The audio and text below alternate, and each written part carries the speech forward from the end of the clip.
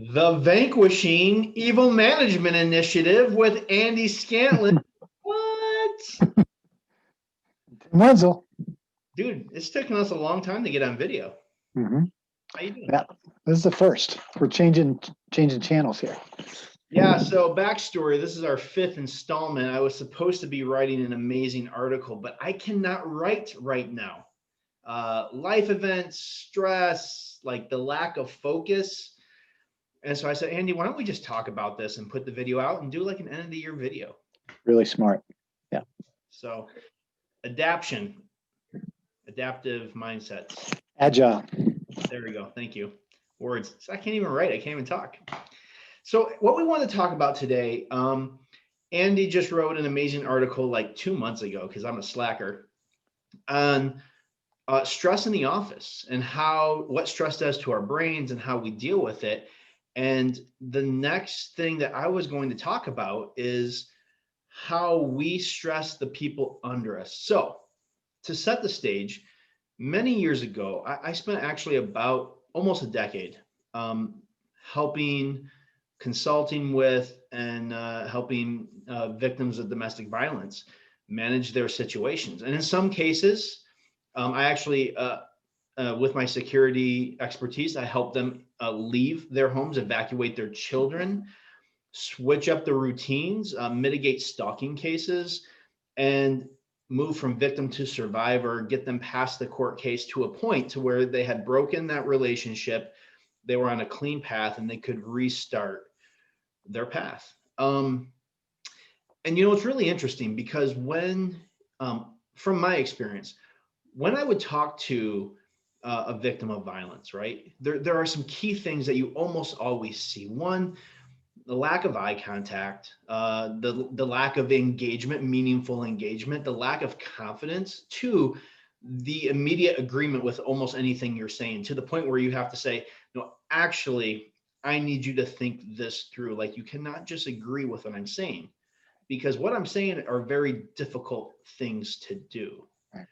And then and so that the agreement, that lack of ability to really connect right here, and that defenselessness, that I just can't do whatever, creating the thought that they're a weak person, which, funny enough, victims of domestic violence are some of the strongest people I know, because they're enduring so much, but yet they're caught in this mentality of, I'm weak, I can't, I'm not. Right. And so how do we take those people and move them forward? It's a tough path. But as I progressed in my security career, as I began consulting for other companies, as I started fixing broken security programs, right, I started running into victims. Entire teams of people who wouldn't make eye contact, would just agree with everything you said, that felt powerless to manage their jobs, their situations. And it was a product of toxic management. And I looked at the CEO of the company that I was working for as a consultant at the time. I said, how do these people become abused? And Andy, let's talk about, how do managers, company leadership, sometimes entire companies, how do they become so toxic that they abuse their employees and they don't even realize it? Right. I think you're taking a courageous step here, Tim, drawing parallels between something as serious as domestic violence and our life in the workplace.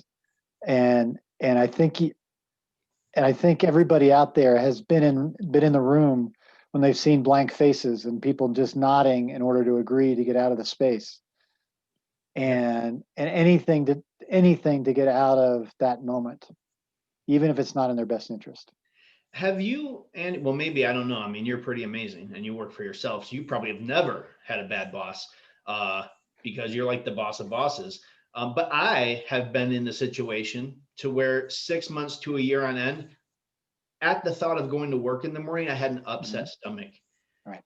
I would have to look in the mirror and be like, dude, you have to do this. And I would say, like, why am I still at this job? because I need to stick it out for a year, because I need this, because I need that.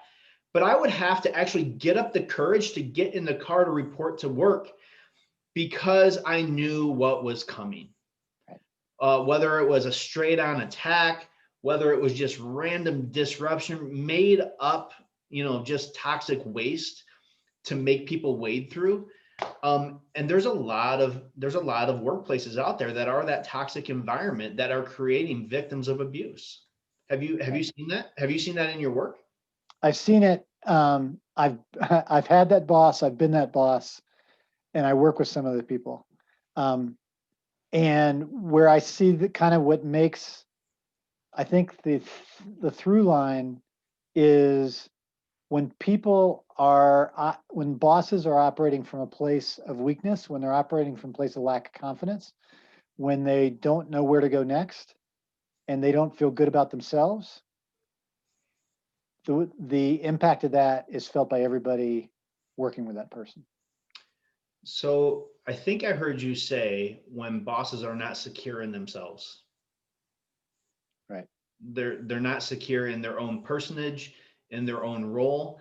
And I might take it a step further when bosses themselves are afraid. Mm-hmm. Yeah, that's what I think you're right. Connect that for me to the world of domestic violence. Do you see the same thing? That's a little bit of a jump of a connection, because abusers in the domestic violence, they're actually predators. They look for people to manipulate, people to hold, and people to own. Control. And they're control freaks. And you do see that with lots of people in business. You see it with lots of people in security. And I think it largely comes from a lack of understanding of what their role is and how to be more effective. And so that insecurity, I often say there's an air of insecurity, because if there's an old mindset, an old stale mindset that's still prevalent in some places that says, well, if I do my job too good, then I won't have a job because nothing will happen. And so they'll cut back on security. And that's nonsense if we actually understand how to think of security from the business perspective. But there is that insecurity of, I don't really belong at this company. I am not myself a business vertical, a business unit. And so I feel like I'm an imposter. And I think that imposter syndrome, insecurity, and I'm sure other people in business feel this, leads us to finding what can we control to hopefully get a better outcome. And often it's the people that are around us and under us, and it becomes that toxic control. Right. So totally agree. When we feel uncertainty about the future, when we can't predict what's going to happen, we want to regain control. And in times like this, where things are so darn uncertain, where we don't know when this thing's going to end, when we don't know when things are going to go back to what we thought of as normal, our that switch goes off in us where we're trying to create safety for ourselves, and that means trying to grab more control. So you just drove us off the cliff. I was talking about bad management at bad companies, or, we end every article with the evil of this is, and we're not saying the people are evil. It's right. The perceptions, right? And so it's uninformed management, insecure management, companies that don't understand their own values or how they impact their people. But now we have an insecure environment. This COVID adventure, I have been working at home for over 40 weeks this year. My favorite thing, traveling for work, almost is non-existent. Right. Everything that I love about my job, it's still there, but a lot of it's on pause right now. And, I connected with you a couple of weeks ago, right? And you were telling me, like, dude, everybody I talk to, because you're a coach, you talk to lots of people, so stressed. Why is that? And I said, it's budget season. We don't know what's going to happen next year. We don't know what we're going to be allowed to do. We don't know what's going to, there's so much out of our control. So we're in this area right now to where you may be abusing yourself because of your insecurity. You may be abusing your people. Your management may be abusing you, and you don't even realize it because you're grasping for something to control. Right. Have you seen that, Andy? I've seen it a lot, especially recently. I think it's grown since summertime. And I would offer up that if you're feeling that way, you're not alone. Research I just saw said that 54% of people are feeling high levels of stress in their lives. That's 1 out of 2 people are feeling high levels of stress. That's not a space where you can feel good about what you're doing. Right. You know, so here's the thing. We wanted to wrap this year up, bringing you to the spot, looking at how toxic management and toxic environments create victims of abuse. But because of my inability to focus, because of my stress, I haven't been able to write it down, which brings us to the end of the year. If you are in this situation, you're not alone.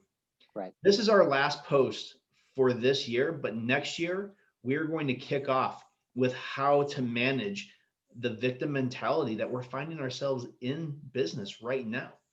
How to manage ourselves out of it so that we're not abusing ourselves, not abusing our teams, and we're actually finding healthy control mechanisms to create a framework to flourish. Right. And I'll offer up one headline, one preview of what we're going to talk about, which is put your own face mask on first, just like on the airplane.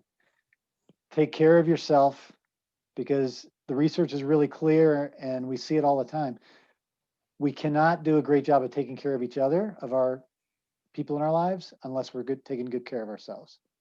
So that's what I would offer up as we end the year, is find ways to care for yourself. Hey man, I appreciate you, Andy. You've been an amazing friend to me for a long time, but actually this year you've been more helpful to me, just being there for me and listening and being an uninvolved person in my life. You're not involved in my work, but you're involved with me. And just being there for me, you've really helped. And I hope someday that I can really repay you with that kindness.